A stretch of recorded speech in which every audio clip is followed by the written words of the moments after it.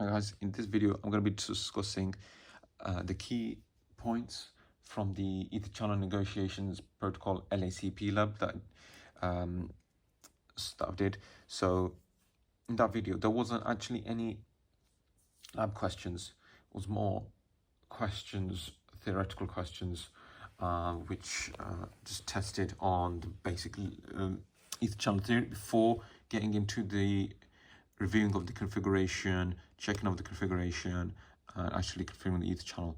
So there were some very important questions there, just to make, and that ensures that the level of knowledge of Etherchannel is there before actually trying to go and configure it. So the first question, key takeaway from that was, an Etherchannel can have between 2 and 8 links. Okay, the question asked how many links are required to form an Etherchannel, and the answer is 2 as a minimum, but you can have up to 8.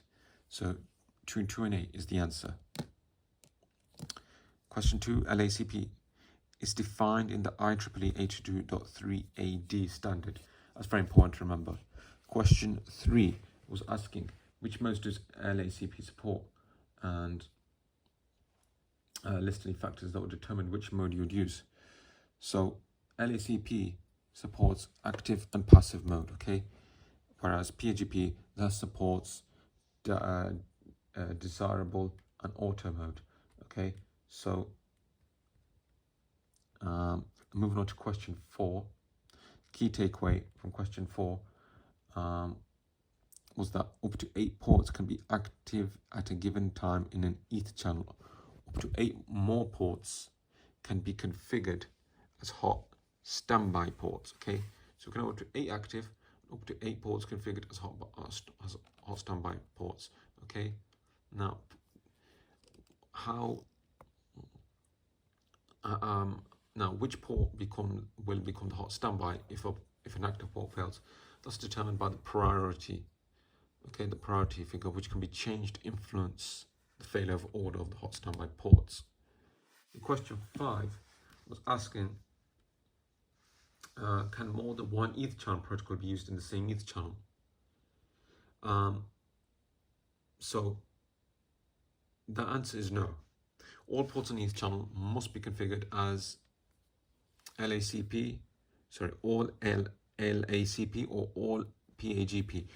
Okay, you can't have a mix and match. You cannot have a half duplex configured in an LACP and Etherchannel. It's not going to work. It needs to be full duplex configured on the interfaces when you're trying to configure an LACP Etherchannel. And lastly, a physical interface configuration change will not affect the other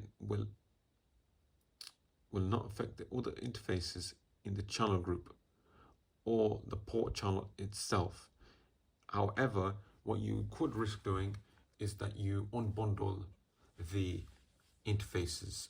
So that's what you got. That's very key to remember, guys. You try and change the physical interface, it's not gonna do anything, and in fact you risk actually unbundling it. So you don't want to do that. Okay, so that's what happens. If you make a change to a port channel interface, then the changes will be implemented on all the physical interfaces. So there you have it, guys. That was the key takeaways from task 1. Please stay tuned. Task 3 will be recorded soon, the actual lab, and then we get into the really good stuff. So thank you for listening, guys.